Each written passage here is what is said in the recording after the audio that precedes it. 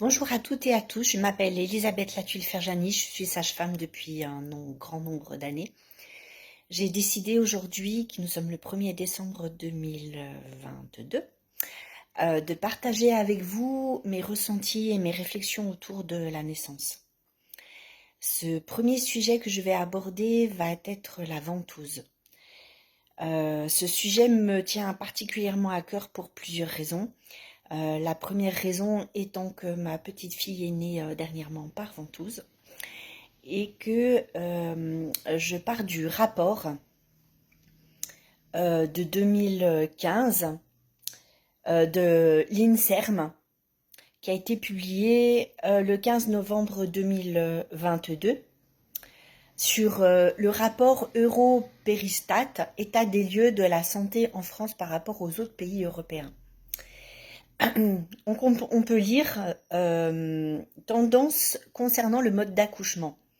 Donc le taux de césarienne est une intervention vitale pour permettre un accouchement sûr en présence de certaines complications maternelles et fétales. Cependant, en l'absence d'indication médicale, le recours à la césarienne peut être préoccupant, notamment pour des raisons de risque à court et à long terme pour la santé de la mère et du nouveau-né. Donc ça fait déjà quelques années qu'il y a une réflexion autour de la césarienne et que le taux de césarienne est stabilisé. Et ça, en soi, c'est une bonne chose.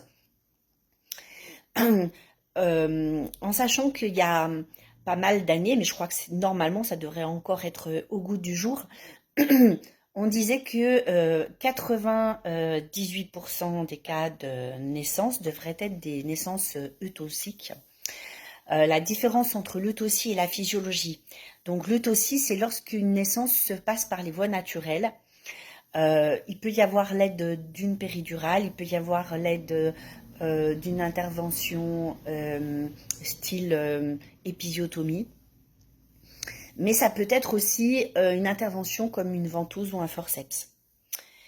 La naissance physiologique, elle, consiste dans les propres compétences et capacités de la femme et de l'enfant, puisque l'enfant a ses propres ressources dans sa naissance, c'est-à-dire qu'il, non seulement normalement, il décide du jour de sa naissance, mais également il met son énergie pour sortir du ventre de sa mère.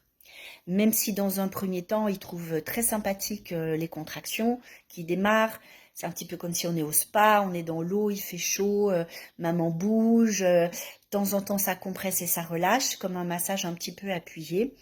Et puis lorsque les contractions s'intensifient, sont beaucoup plus régulières, beaucoup plus puissantes, il semblerait qu'à ce moment-là, l'enfant ait vraiment le désir profond du sortir du ventre de sa mère, de trouver la sortie et de mettre son énergie, c'est-à-dire pousser avec ses pieds sur le fond utérin à chaque fois qu'il y a une contraction, chercher ses orientations aussi pour pouvoir se faciliter la vie à lui. Donc ça, on reviendra dans un sujet en fait vraiment sur l'accouchement physiologique, mais c'est pour vous expliquer en fait comment normalement se passe en fait une naissance lorsqu'il n'y a aucune intervention extérieure, c'est-à-dire pas de produit de synthèse, pas de péridurale, et que la femme est en liberté de spontanéité, c'est-à-dire elle est dans son ressenti, elle écoute son corps, elle écoute ses intuitions pour pouvoir œuvrer en fait dans la naissance. Alors dans ce fameux rapport, juste après il écrit en France le taux de césarienne est maîtrisé. Donc si on regarde le rapport sur un certain nombre de pays, le taux de césarienne varie entre 16% à 30%, 35 pardon, 35% étant l'Écosse, et le taux le plus faible étant la Norvège, donc à 16%. Alors, par contre, ce qui est intéressant dans cette étude, il est dit donc que le taux de césarienne est maîtrisé avec un taux stable de une césarienne pour 5 naissances en 2019. Donc la France apparaît dans la 9e place sur les 28 indicateurs et sur les 28 pays.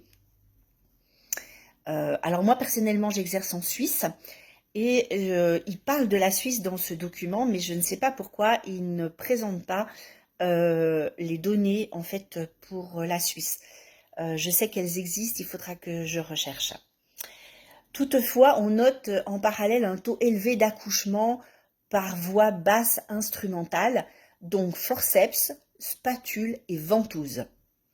Alors, si on va voir sur le rapport donc de la Norvège, qui a un taux de césarienne à 16%, donc était bas par rapport à l'ensemble des pays, l'instrumentation est à 10%.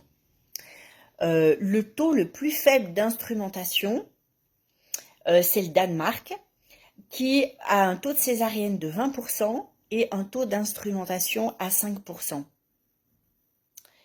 La Suède aussi est assez basse. Et la France, qui a un taux de césarienne qui est presque à 21%, puisque c'est 20,9%, on voit le taux le plus important d'intervention qui est à 12,3%.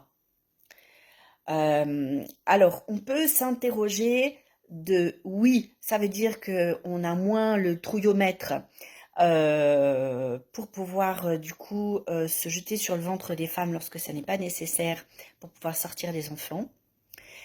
Mais en contrepartie, on voit qu'il y a un taux d'instrumentation. Alors moi, je voudrais vous parler, je ne vais pas vous parler des indications des forceps ou des spatules, parce que normalement, ce sont des vraies indications. C'est-à-dire qu'il doit y avoir un certain risque à la naissance pour l'enfant. Ça peut être un tracé pathologique depuis un certain temps, avec un scalp, c'est-à-dire une petite incision sur le cuir chevelu de l'enfant qui montre que l'enfant se porte bien. Ça peut être des variations du rythme cardiaque qui apparaissent au moment de l'expulsion, avec une remontée du rythme cardiaque qui est pas très opérationnelle. Et là, on se dit, il n'y a pas à tergiverser, il faut que l'enfant sorte le plus vite pour éviter que l'enfant ne soit trop en stress et que ça modifie en fait ses composantes internes, notamment au niveau de l'oxygénation. Donc on va rester sur le sujet de la ventouse. Moi, au jour d'aujourd'hui, la ventouse ne devrait plus exister. Pour quelle raison? Nous savons qu'il y a à peu près 98% de péridurale. Je ne reviendrai pas sur le choix des femmes à ce sujet. Ce sera probablement le sujet d'une autre vidéo. Je voudrais juste parler de la mobilité des femmes. Lorsqu'on en vient à utiliser la ventouse, la femme souvent a été allongée une grande partie de son travail. Les 3/4 du temps, elle est sous péridurale. Alors oui, de temps en temps, comme les sages-femmes sont formées maintenant aux positions de gasquet, tout ça, on propose un peu régulièrement à la femme de se mobiliser à droite, à gauche.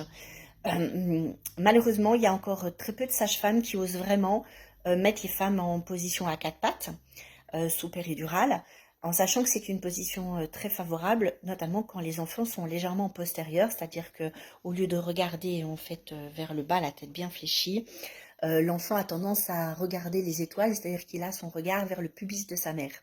Et ça augmente le diamètre de la tête de plus d'1 centimètre. Donc il est clair qu'il va falloir faire passer cette tête dans ce bassin maternel et dans les tissus qui sont plus ou moins mous, tout dépend si la femme a préparé son périnée ou pas, pour pouvoir en fait traverser tout ce chemin, qui est un chemin initiatique non seulement pour la femme, mais aussi pour l'enfant. N'oublions pas on tourne beaucoup autour de la femme et j'en suis heureuse, je suis la première à le faire, et que l'on oublie trop souvent qu'il y a un être dans le ventre de cette femme, pas qu'un bébé, pas qu'un mobile fœtal, mais vraiment un être qui, lui, a des perceptions sensorielles, corporelles, qui probablement a des ressentis émotionnels, puisque certains expriment que l'enfant, à un certain moment, si ça dure trop longtemps, peut avoir l'impression de jouer entre la vie et la mort. Qu'il y a un sentiment qui peut être là comme d'étouffement. Donc oui, en fonction de tous ces études qui ont parlé de ce sujet, je comprends effectivement le stress que nous, professionnels, nous pouvons avoir lorsque le temps d'expulsion commence à toucher à sa fin, ou que l'enfant montre des signes de variabilité du rythme cardiaque, c'est-à-dire que quand il descend sous les effets de la pression maternelle dans le bassin maternel ou sur le périnée, et que ça dure un certain temps, l'enfant peut générer du stress. Alors, ce stress est quantifié, bien évidemment, en degrés de, j'aime pas trop le terme qui vient, mais de gravité. Il y a donc les variations de type 1, où l'enfant montre un stress, en fait, juste au moment du temps de la contraction et du temps fort de la contraction. Donc ça, on sait qu'en général, ça n'a pas énormément d'incidence et qu'on peut s'autoriser à attendre un peu. Il y a les variations du rythme cardiaque de type 2. Ces variations-là signifient que lorsque la contraction monte, l'enfant est en train d'accélérer son rythme, c'est-à-dire que ça le stresse un peu, et qu'au moment du temps fort de la contraction, l'enfant est en train de vraiment s'adapter en fait à cette pression qui est au-dessus de lui, et il va comme décompenser avec une variation du rythme cardiaque, donc un rythme cardiaque qui baisse, et qui baisse en général de plus de 30 de variabilité par rapport à son rythme de base. Donc je suis désolée, je suis un peu technique. Mais c'est-à-dire qu'en général, il descend aux alentours de moins de 90 battements par minute, alors que le rythme cardiaque d'un enfant, dans une variabilité classique, normale, c'est entre 120 et 160. Et donc le fait que le rythme cardiaque de l'enfant baisse dans l'après-contraction ou dans la redescente de la contraction, là où normalement dans la variation de type 1, il se redresse, c'est-à-dire qu'il récupère grâce à l'oxygénation de la maman. Là, en fait, il y a une diminution du rythme cardiaque qui va durer plus ou moins longtemps, et c'est ça qui va donner la notion de degré d'urgence, qui peut en arriver parfois à la césarienne, bien évidemment, le temps que du coup tout se mette en route pour pouvoir extraire l'enfant. Mais heureusement, ça, éventuellement, ça peut être des indications de forceps ou de spatule, mais pas d'indication logique de ventouse. Les ventouses, on est plutôt sur des variations de rythme cardiaque de type 1, qui sont plus ou moins profondes et qui existent depuis déjà plus ou moins longtemps. Donc oui, si l'on voit cette aide à l'expulsion, puisqu'on la nomme comme ça et que d'une certaine manière c'est une certaine réalité, cette ventouse qui est placée, donc il faut bien sûr que la femme soit à dilatation complète, qu'elle ait déjà poussé, que l'enfant soit pas au 3e étage du bassin, parce que sinon ça c'est direct en césarienne. L'enfant doit être au détroit moyen, voire sur le plancher périnéal. Et lorsque on introduit la ventouse à l'intérieur du sexe de la femme, on va créer une dépression et donc faire comme ça, une ventouse sur la tête de l'enfant. On va demander à la femme de pousser. Donc souvent, les 3/4 des gens font des poussées en apnée. C'est-à-dire qu'on fait gonfler le thorax de la femme, on lui demande d'attraper les étriers sur les côtés, et puis on va lui demander de pousser très très fort vers le bas en apnée. Alors cette poussée-là, elle est la plus connue, la plus pratiquée les 3/4 du temps, mais elle n'est pas la plus favorable pour l'enfant. Pour quelle raison? Parce que déjà, le fait d'être en apnée, il va y avoir poumon plein, il va y avoir une rétention en fait respiratoire, bien évidemment, et donc une moins bonne oxygénation en fait du système maternel. La deuxième raison, c'est parce que lorsque la femme se met en poussée bloquée inspiratoire, qu'on le veuille ou pas, elle va mettre en tension en fait ses abdominaux, donc c'est ce qu'on lui demande, donc ça en soi c'est plutôt une bonne chose. Donc ça va faire des efforts expulsifs très puissants, mais ça va avoir l'inconvénient de durcir le périnée, et donc en durcissant le périnée, l'inconvénient c'est que l'enfant va devoir passer au travers de muscles rigides et pas souples. Donc si on imagine en plus cette aide à l'expulsion avec une ventouse sur la tête de l'enfant, alors oui, on va aider le temps d'expulsion. Pourquoi? Parce que la femme, quand elle pousse très fort comme ça, l'enfant progresse, descend sur les muscles du périnée de sa mère. Et puis, lorsqu'elle arrête de pousser, comme elle est allongée, bien évidemment, les 3/4 du temps, les pieds sur les étriers, ce qui est pas du tout physiologique, puisque on sait que quand les genoux sont ouverts, ça rétrécit en fait les épines, c'est-à-dire l'endroit le plus rétréci du bassin maternel. On va en même temps du coup tracter sur la tête de l'enfant et tenir cette traction pour que lorsque la femme arrête de pousser, naturellement elle va faire une inspiration. Cette inspiration, comme elle était en apnée, va faire une respiration thoracique, c'est-à-dire qu'elle va faire et en faisant ça, vous voyez bien que mes épaules montent, ma cage thoracique monte, et si vous pouviez voir mon diaphragme monte. Et donc on imagine que ce fameux mobile fœtal qui est dans le ventre de sa mère, donc en sachant que l'utérus est entouré d'aponévroses qui sont fixées sur le diaphragme. Donc on voit bien que quand cette femme fait cette inspiration presque de survie, hein, parce qu'elle a poussé extrêmement fort, et puis elle était en poumon plein, donc du coup elle n'a pas trop eu le temps d'expirer, donc elle va devoir réinspirer parce que c'est l'information qu'on lui donne. Donc cette inspiration, et ben en plus, elle se remet en apnée, donc très très peu d'oxygénation. C'est un petit peu comme la respiration du petit chien. Hein. À l'époque de l'accouchement sans douleur, on faisait respirer les femmes très allaitantes. Donc ça soulageait la femme. Pourquoi? Parce que le diaphragme était en mouvement comme ça. Et donc ça soulageait en fait l'appui de la contraction sur l'utérus. Et on a abandonné cette respiration parce qu'avec les études et les tracés de rythme cardiaque, on s'est rendu compte que malheureusement, ça entraînait beaucoup plus de variabilité du rythme cardiaque de l'enfant avec cette respiration qui était une respiration dite superficielle. Donc, on a abandonné cette respiration du petit chien, mais on n'a toujours pas abandonné cette respiration en fait en bloqué poumon plein. Donc, il serait temps peut-être que quelqu'un fasse une étude sérieuse à ce sujet et de voir quelle serait l'incidence de cette respiration en bloqué poumon plein sur un temps d'expiration plus ou moins long et le risque de variabilité du rythme cardiaque, c'est-à-dire le fait que ça finisse par mettre en hypoxie l'enfant alors qu'il ne l'était pas forcément avant.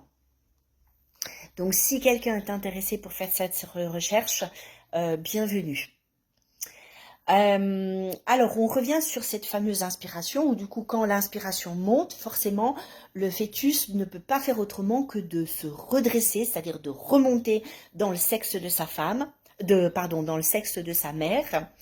Et en remontant dans le sexe de sa mère, pour éviter ce qu'on appelle ces yo-yo, donc je précise quand même que le yo-yo a une fonction naturelle, qu'il est beaucoup moins important ce yo-yo lorsque la femme est en position verticale et en mobilité.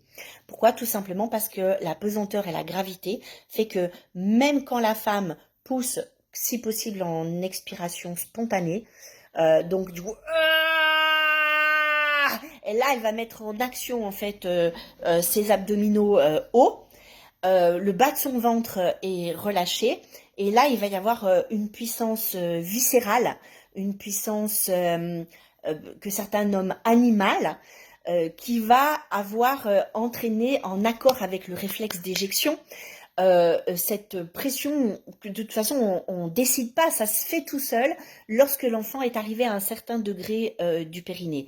Mais ça c'est valable donc pas que dans les femmes qui sont en position verticale et donc non péridurale, mais qui est valable aussi lorsque les femmes sont accroupies, quand elles sont à genoux, quand elles sont à quatre pattes. Bien évidemment, en fonction des postures qu'elles vont utiliser, il va y avoir un besoin plus ou moins puissant et probablement qu'on fera un autre post à ce sujet, justement comment préserver son périnée en fonction des positions. Mais donc là, on n'est pas sur le sujet puisqu'on est sur le sujet de la ventouse, de la prévention de la ventouse, parce que c'est mon objectif, comment informer les femmes pour éviter à arriver aux ventouses et informer aussi les professionnels. Parce que j'ai été pendant plus de 18 ans dans une maternité, donc je sais très bien comment ça marche, même si ça fait depuis 2006 que j'en suis sortie, en tout cas en partie dans un premier temps et ensuite définitivement. Donc je sais très bien comment ça se passe au sein des équipes avec tout ce stress qui vivent au quotidien. Moi, à l'époque, j'avais fait une formation de yoga prénatal avec du coup le fait de plus mettre les femmes en position couchée sur le dos. C'était à l'époque où De Gasquet prenait une grande amplitude. Et il m'a fallu presque 5 ans pour changer mon attitude professionnelle. C'est ma décision de partir en tant qu'indépendante, c'est-à-dire en tant que profession libérale, accompagner les femmes en fait à domicile, où je me suis dit non mais ça va pas. J'ai toujours pas changé ma manière de faire et je veux aller exercer autrement. Comment est-ce que je vais faire? Et donc là j'ai pris la décision ce jour-là de laisser vraiment libre les femmes en fait dans non seulement leur travail mais aussi dans ce fameux temps dit expulsif qui est un terme pas très joli. Donc je parlerai plutôt de la sortie de l'enfant, de ce qu'on pourrait appeler l'enfantement.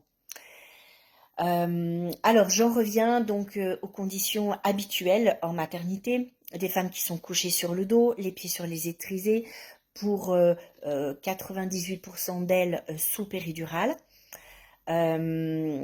Et donc, ces fameuses apnées qui font que l'enfant remonte et qu'avec la ventouse, on va donc chercher à tenir l'enfant vers le bas pour éviter cette perte de temps de remonter, descente, qui fait que l'enfant met beaucoup plus de temps pour sortir. Alors, les ventouses vont être plus ou moins faciles. À savoir si la femme a une inspiration thoracique, ça va être plus difficile de tenir l'enfant parce qu'il y a une force monumentale d'inspiration qui va tracter l'enfant vers le haut. Ensuite, il va y avoir une autre composante, c'est si l'enfant a beaucoup de cheveux, forcément la ventouse va gripper, c'est-à-dire qu'elle va pas bien adhérer. Elle va avoir tendance à sauter et donc il va être nécessaire de remettre plusieurs fois la ventouse à l'enfant pour pouvoir en fait l'extraire du ventre de sa mère. Alors maintenant, si on se met sur le point de vue des tissus périnéaux de la femme, il est vraiment nécessaire que ces femmes fassent une rééducation du périnée derrière, fassent un bilan, parce que lorsque l'enfant naturellement, normalement fait le yo-yo, il y a une décongestion des tissus et surtout il y a une préservation de la vessie, de l'urètre et du périnée postérieur, sur le fait que l'enfant presse, relâche, presse plus bas, relâche, presse, relâche et revient jusqu'à ce qu'il sorte. Lors de la ventouse, qu'est-ce qui va se passer? On fait presser l'enfant sur le périnée et on le maintient. Bon, vous me direz, l'avantage, c'est que ça dure pas trop longtemps. Donc, il n'y a pas ce va-et-vient. Ça reste. Et puis, de nouveau, on fait repousser de nouveau très, très fort et on tire sur les tissus. Donc, oui, je vais faire le parallèle, en fait, avec le sexe de l'homme lorsqu'il est en érection dans le vagin de sa femme, dans le yoni, en fait, de sa femme. Il y a une partie du processus du plaisir qui va être engendrée en fait par le mouvement fluide d'entrée, sortie, avec une certaine tonicité en fait de la yoni en fait de la femme. Et c'est le mouvement de cadence qui va déclencher et les perceptions bien sûr sensitives de la femme lorsqu'elles ne sont pas bloquées, le déclenchement du plaisir et de l'orgasme. Et si on imagine en fait à la fin du coït, à la fin de l'acte amoureux, de l'éjaculation de l'homme, ce sexe en fait tout gonflé, turgissant dans le sexe de sa femme et qui petit à petit se dégonfle, à un moment donné, si on attend suffisamment longtemps, le sexe de l'homme ressort tout seul.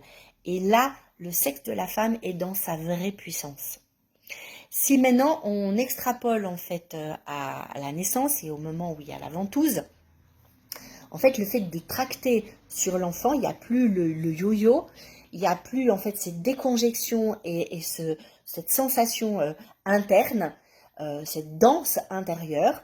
Et là, il va y avoir comme une défensive pour beaucoup de femmes, surtout si ces femmes ont été agressées, s'il y a eu des agressions sexuelles dans leur vie, ou si la mémoire cellulaire est en tension sur le forme d'agression. Pourquoi? Parce que cette traction, donc qui fait que c'est volontaire, parce que la femme donne son désir de faire sortir son enfant, mais les tissus ne sont pas prêts. Et là, du coup, cette traction vers l'extérieur peut augmenter en fait le sentiment, non pas de trahison, bien que ça pourrait l'être pour un certain nombre de femmes dans leur vécu, euh, après coup, bien évidemment, pas sur le coup, parce que sur le coup, leur souhait, comme le souhait du professionnel, c'est que l'enfant sorte en bonne santé, bien évidemment. Mais ça, c'est des ressentis qui peuvent remonter, en fait, bien évidemment, après coup. Euh, un, un sentiment, en fait, je pense que les femmes pourront le témoigner elles-mêmes, ce sera beaucoup plus judicieux que ce soit moi qui l'exprime alors que je ne l'ai jamais vécu. Euh, et donc, il peut y avoir du coup une atteinte quand même des muscles maternels. Maintenant, si on se met sur le point du fameux mobile pardon, fœtal, mais au lieu de le voir comme un mobile, c'est-à-dire quelque chose qui va et qui vient dans l'utérus d'une femme et ensuite dans le sexe d'une femme et auquel on doit sortir le plus rapidement possible, si on va plutôt dans l'être à l'intérieur de ce petit corps qui déjà pour la première fois de sa vie va sortir non seulement de l'utérus de sa mère, mais traverser le sexe de sa mère avec toutes ses émotions, avec toutes ses peurs, avec toutes ses appréhensions, avec au contraire pour un certain nombre de femmes toute cette confiance. Mais si la confiance est réellement là, il y a peu de chances qu'il y ait des ventouses. Donc la ventouse, ça va être plutôt dans psychologiquement les femmes qui sont sur la réserve, qui ont peut-être un peu d'appréhension sur le fait d'accueillir leur enfant, qui savent pas si elles vont être une bonne mère et qui inconsciemment, bien évidemment, retardent la rencontre avec l'enfant. Et ça va être le cas des ventouses, en fait, lorsqu'il n'y a pas de variation du rythme cardiaque, mais uniquement quand cette fameuse expulsion est un peu longue. Tout simplement parce que la femme n'est pas prête et qu'il y a une partie de son psychisme et donc de son corps, de son sexe, qui n'est pas prêt en fait à dire un grand oui et donc d'ouvrir pleinement pour que l'enfant sorte en peu de temps. On verra dans une vidéo où on va parler en fait de la préparation du périnée, de comment aussi c'est un outil nécessaire et indispensable pour réduire, à mon avis, de plus de 50% des ventouses, donc sans variation du rythme cardiaque. Donc si on se remet dans la peau de ce bébé qui est en train de sortir, avec du coup tout ce qui se passe à l'intérieur de lui, dans ses sensations déjà rien que spontanées, et que tout d'un coup il se retrouve avec un truc sur la tête, vous imaginez que là je prends, voilà, ça fait ça, hein, la ventouse, et puis voilà, vous tirez sur vos cheveux comme ça. Donc là moi je fais que tirer sur mes cheveux, donc vous voyez que ça m'entraîne en fait dans le mouvement. Mais il y a quelques années en arrière, il y a un gynéco à la maternité de Thonon-les-Bains qui a fait l'expérience de poser une ventouse sur sa tête et de faire une vraie traction comme s'il était un fœtus qui était en train de sortir du sexe de sa mère. Moi, j'ai vu ce gynéco en fait quelques jours ou quelques semaines après cette extraction qu'il a donc joué avec lui-même. C'est un gynéco qui avait le crâne rasé. Il avait une brûlure sur la tête. Il s'est promené pendant des semaines avec cette brûlure sur la tête pour montrer à tout son personnel qu'est-ce que ça pouvait entraîner, en fait générer sur le cuir chevelu de quelqu'un.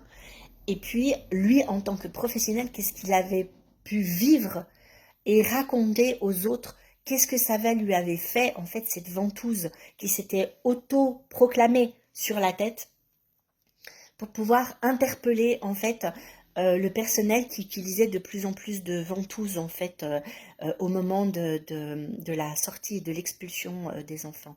J'ai vraiment trouvé très très courageux de la part de cet obstétricien d'avoir fait cette expérience qui a dû être très douloureuse vu la brûlure qu'il avait sur la tête. Et le témoignage vivant en tant qu'adulte, donc il peut retranscrire ce qu'il vit et ce qu'il ressent à d'autres adultes.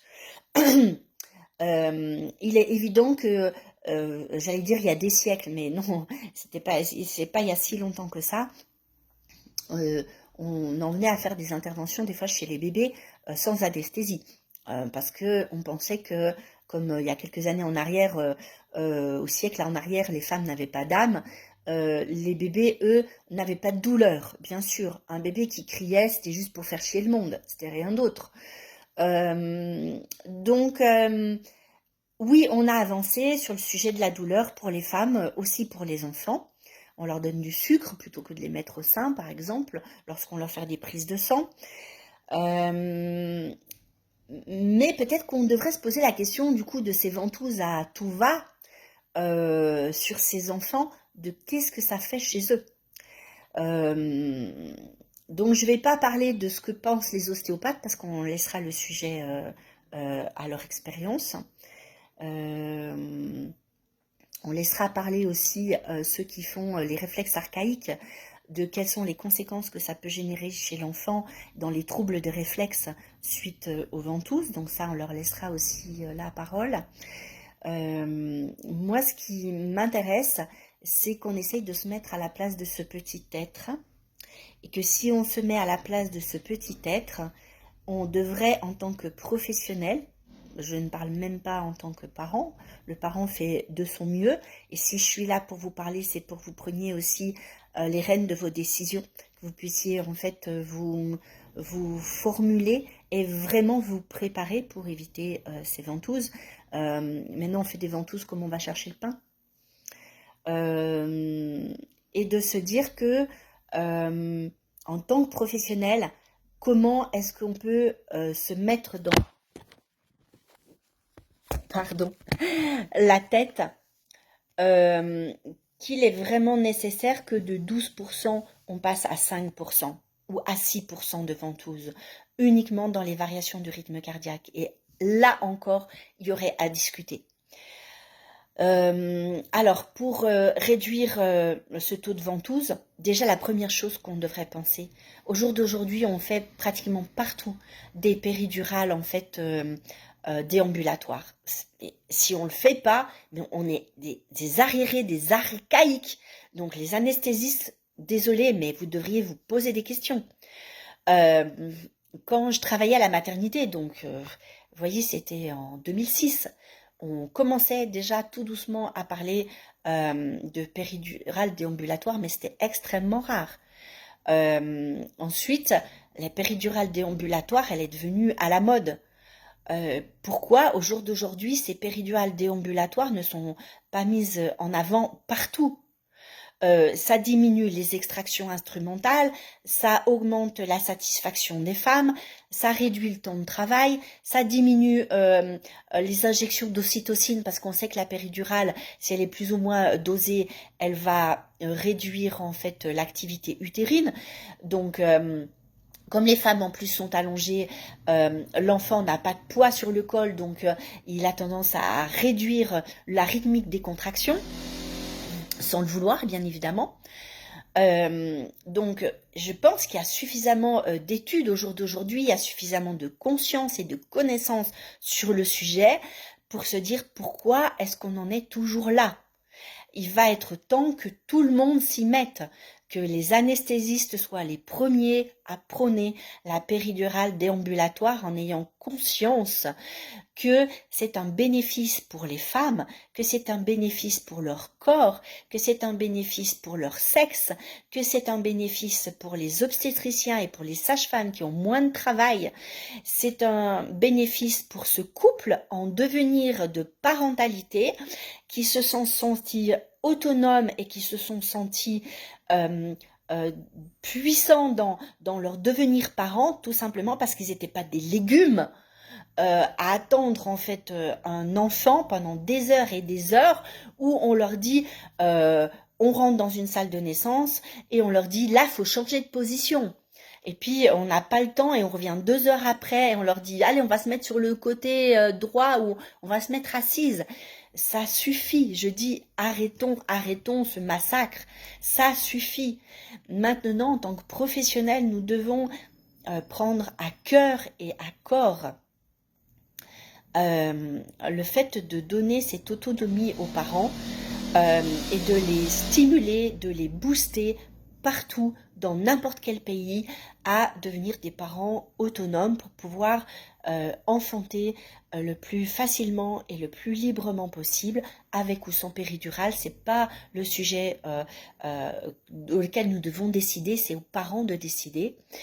Euh, et, euh, et encourager donc cette mobilité. Lorsqu'il y a mobilité, donc pour ça, il faut bien sûr traiter les peurs, hein, parce que on a peur que la femme fasse une chute de tension, on a peur que ce bébé se sente pas bien, on a peur. Donc, il serait temps qu'on fasse une thérapie personnelle en tant que professionnel pour gérer les peurs et voir la réalité du terrain. Alors,